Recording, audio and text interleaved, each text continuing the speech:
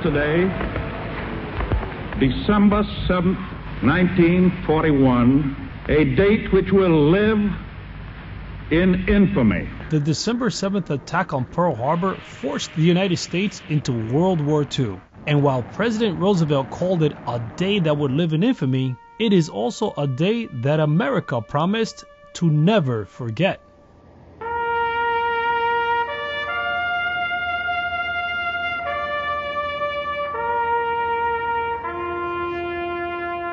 Each year at the American Air Power Museum, the Long Island Air Force Association keeps that promise at the dropping of the Roses memorial ceremony. We want to remember this day because of its importance, not only in getting us into the war with Japan, but the lives that were lost and remembering those lives.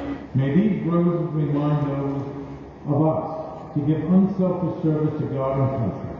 And we ask this in God's holy name. Amen. We bless one rose for each year after the war and one white rose for 9/11. And then they're put on old World War II Skytyper planes, and those planes take off here at 12 o'clock, and they drop those roses on top of the Statue of Liberty at exactly 12:55, which is 7:55 Pearl Harbor time when the first bomb hit. The dropping of the roses memorial ceremony.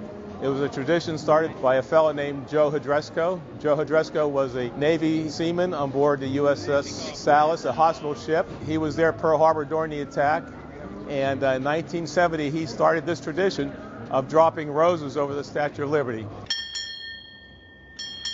Pearl Harbor Survivors Association, they used to do their own thing. They were getting all very elderly, and they would go to a bay area somewhere and drop a wreath. They came on board, I guess it was in around 2006. There was 14 of them then, and we're down to one today, Seymour Blutt. Seymour Blutt is 99 years old. I'm very proud to be here and to witness my father being honored. My father is a very modest person, and up until about 20 years ago, never really talked much about his military time. It became, over time, a little bit easier. And then coming here, I think it brought everything to the forefront of his memory. Helping to keep those memories alive is the American Air Power Museum's collection of vintage airplanes, and many of them are still operational. These are World War II training airplanes. The T6 SNJ version, which we have, is the Navy's version of the standard advanced trainer that they use in the military. They made like 16,000 of these airplanes.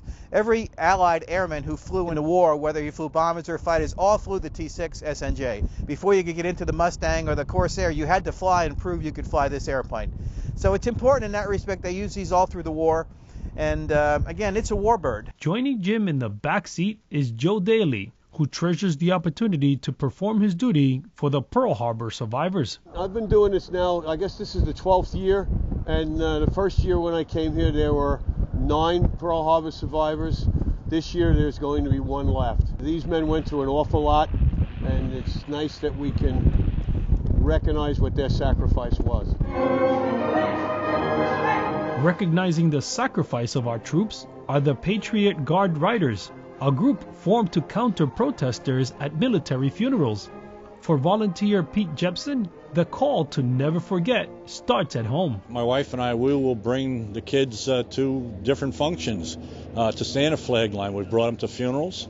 We've brought them to the funeral homes to stand at the wakes for the veterans.